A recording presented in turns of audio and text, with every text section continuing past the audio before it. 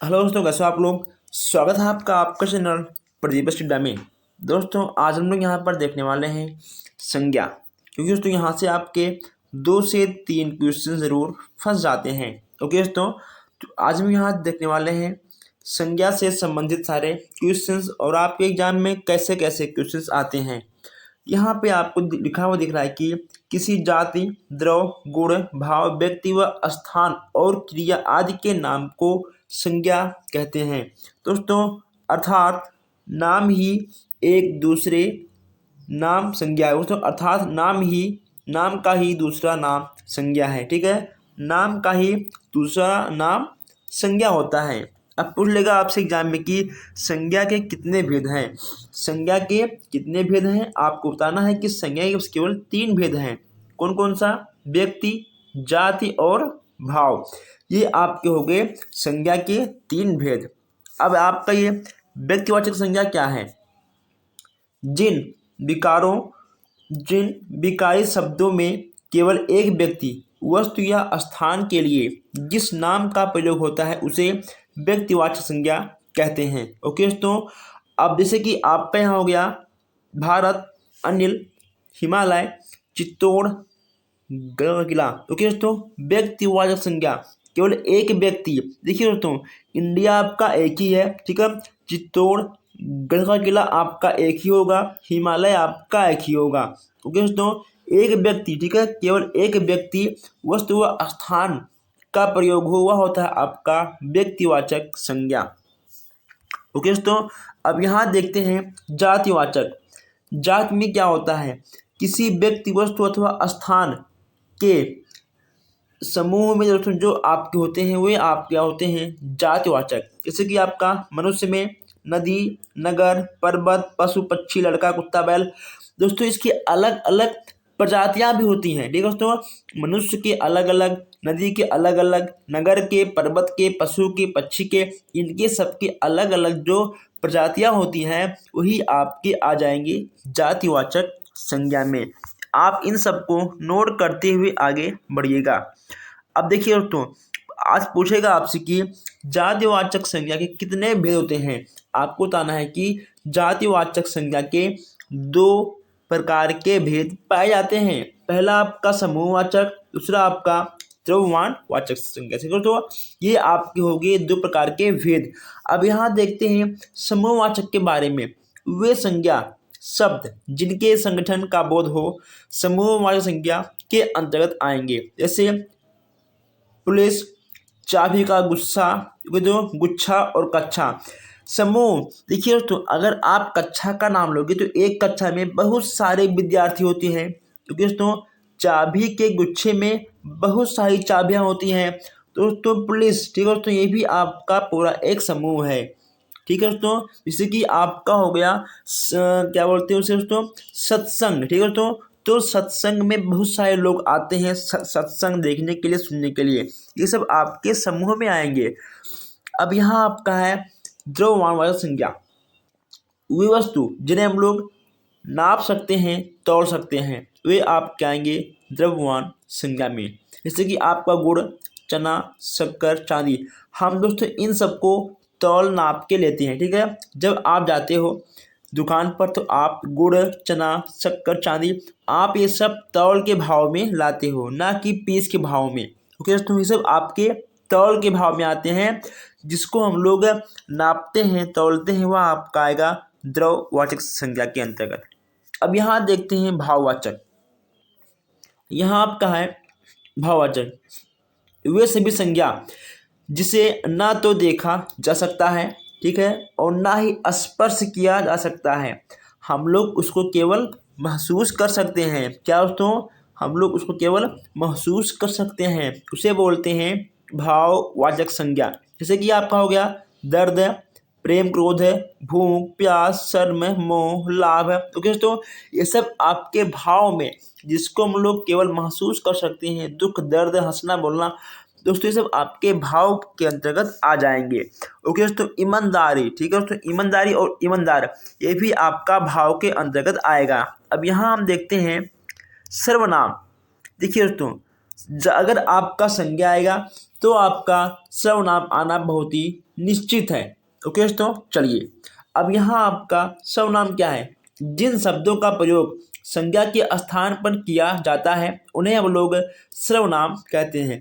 संज्ञा के स्थान पर प्रयोग किया जाता है उसको हम लोग क्या बोलते हैं, उसको बोलते हैं हम लोग सर्वनाम।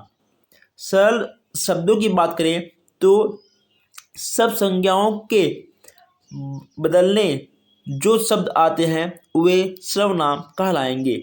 सर्वनाम से दोस्तों आपके कौन कौन से हैं, मैं, तुम, वह, आप, कोई, यह, वे, ये, हम, तुम, कुछ, ये सब आपके सर्वनाम के अंतर्गत आएंगे। दोस्तों जब हम संज्ञा में इन सारे शब्दों का प्रयोग करेंगे तो संज्ञा का नाम कुछ चेंज हो जाएगा। अब यहाँ पूछ लेगा आपसे कि सर्वनाम के कितने भेद हैं। सर्वनाम के कितने भेद हैं आपको बताना होगा कि सर्वनाम के 6 भेद होते हैं। कितने होते हैं आपके? 6 होते हैं। कौन कौन से होते हैं? पुरुषवाचक, निजवाचक, निश्चयवाचक, अनिश्चयवाचक, संबंधवाचक और प्रश्नवाचक। ओके दोस्तों, ये सब आपके सर्वनाम के अंतर्गत आएंगे। अब यहाँ हम देखते हैं कि आखिर पुरुषवाचक सर्वनाम क्या होता है आपका। जिन सर्वनाम शब्दों से व्यक्ति का बोध होता है उन्हें पुरुषवाचक सर्वनाम कहते हैं। ठीक है, जिसमें आपका जिन शब्दों में आपका व्यक्ति का बोध हो वह आपका होगा व्यक्तिवाचक सर्वनाम। दोस्तों पुरुष यानी आपका स्त्री हो या पुरुष के नाम से बदलते रहते हैं। अब थोड़ा आगे बढ़ते हैं। अगर आपने अभी तक हमारे चैनल को सब्सक्राइब नहीं किया है तो सब्सक्राइब कर लीजिए ताकि ऐसे ही अच्छे अच्छे क्लास आप तक पहुंचते रहें। अब यहाँ बात करते हैं कि सर्वनाम के कितने प्रकार होते हैं। तो इनके आपके होते हैं 3 प्रकार। कितने होते हैं? 3 होते हैं। कौन कौन से होते हैं? उत्तम, मध्यम और अन्य। ठीक है, उत्तम, मध्यम और अन्य। अभी आपका उत्तम, मध्यम और अन्य पुरुषवाचक क्या है देखिए दोस्तों। अब यहाँ पे आपको दिख जाएगा उत्तम पुरुष। जिन सर्वनामों का प्रयोग बोलने वाला अपने लिए करता है, दोस्तों बोलने के लिए अपने लिए करता है उन्हें उत्तम पुरुष कहते हैं। जैसे कि मैं, हम, मुझको, हमारी, मैंने, मेरा, मुझे आदि, ये सब आपके उत्तम पुरुष में आएंगे। अब यहाँ बात करते हैं मध्यम पुरुष की। मध्यम में आपका क्या होगा? देखिए मध्यम पुरुष जिन सर्वनामों का प्रयोग सुनने वाले के लिए किया जाता है उन्हें मध्यम पुरुष कहते हैं। जैसे कि तुम, तो क्या तो उत्तम, देखिए उत्तम में हम आएंगे। इसका आप एक ट्रिक देख लीजिए। उत्तम दोस्तों अगर आपको उत्तम बनना है, ठीक है, तो आपको हम, ठीक है, आपको दोस्तों अपने आप को दिखाना होगा।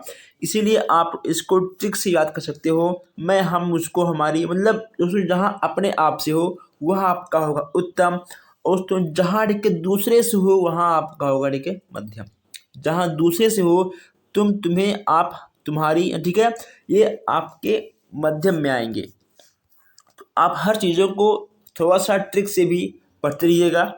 अब यहाँ देखते हैं अन्य पुरुष। जिन सर्वनाम शब्दों का प्रयोग किसी अन्य व्यक्ति के लिए किया जाता है उन्हें अन्य पुरुष कहते हैं। किसी अन्य के लिए किया जाता है।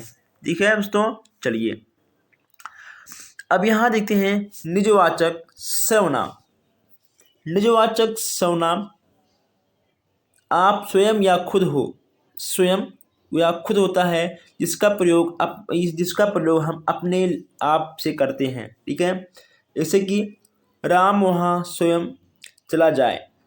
ईश्वर भी उन्हीं के साथ देता है जो अपना मदद खुद करते हैं। दोस्तों अपने आप से, ठीक है दोस्तों, निजी, ठीक है, यानी आपका निजी, आपका स्वयं क्या है। अब यहाँ देखते हैं निश्चयवाचक सर्वनाम। निश्चयवाचक सर्वनाम का प्रयोग किसी संज्ञा को निश्चित करने के लिए किया जाता है। जैसे कि वह मेरी पुस्तक है, यह मंदिर है। दोस्तों यह मेरी पुस्तक है और वह मंदिर, ठीक है दोस्तों। निश्चय जैसे कि दोस्तों कन्फर्म हो, ठीक है, जो आपका कन्फर्म हो कि यह मेरी पुस्तक है, यह मेरी मंदिर है, यह मेरी माता है। ठीक है, तो जो आपका निश्चय हो वही आपका आएगा निश्चयवाचक सर्वनाम के अंतर्गत। अब यहाँ देखते हैं अनिश्चयवाचक। जिन सर्वनाम शब्दों से किसी निश्चित व्यक्ति या वस्तु का बोध ना हो उसे निश्चयवाचक सर्वनाम कहते हैं। उसे अनिश्चयवाचक, जिसमें कि आपका कुछ भी निश्चय ना हो, जिसमें आपका कुछ भी निश्चय ना हो वह आपका होगा अनिश्चयवाचक सर्वनाम। अब यहाँ देखते हैं संबंधवाचक सर्वनाम। संबंधवाचक सर्वनाम, संबंधवाचक में जो सो जैसे वैसे होते हैं, इनका प्रयोग संबंध स्थापित करने के लिए होता है, वह आपका आएगा संबंधवाचक सर्वनाम। जो सोएगा वो खोएगा, जो जागेगा वो, जो तो करेगा वो भरेगा, ठीक है। जो जागे वो पावे, जो परिश्रम करते हैं वो सुखी रहते हैं। ओके तो संबंध, ठीक है। तो जहाँ पे आपका जो सो जैसे वैसे होगा, जो तो संबंध को जोड़ने का काम करता है वही होगा आपका संबंधवाचक सर्वनाम।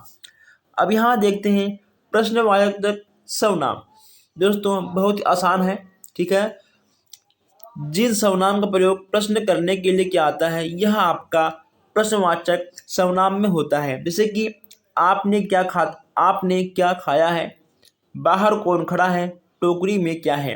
दोस्तों जहाँ पे देखो तो आपका प्रश्नवाचक आ जाए चिन्ह, ठीक है, या फिर जहाँ आपसे उत्तर किया जाए वह आपका प्रश्नवाचक सर्वनाम में आएगा। ओके दोस्तों, चलिए दोस्तों अब दोस्तों हम लोग विशेषण देखेंगे नेक्स्ट क्लास में। दोस्तों आज हम लोगों ने यहाँ पर देखा है संज्ञा और सर्वनाम। दोस्तों अगर आपका कोई भी डाउट हो आप हमसे बेहिचक पूछ सकते हो। दोस्तों आप लोग वीडियो को लाइक शेयर करते रहिएगा, आपके एक लाइक से हमें थोड़ा सा मोटिवेशन मिलता है। दोस्तों हम मिलते हैं फिर नेक्स्ट क्लास में, धन्यवाद।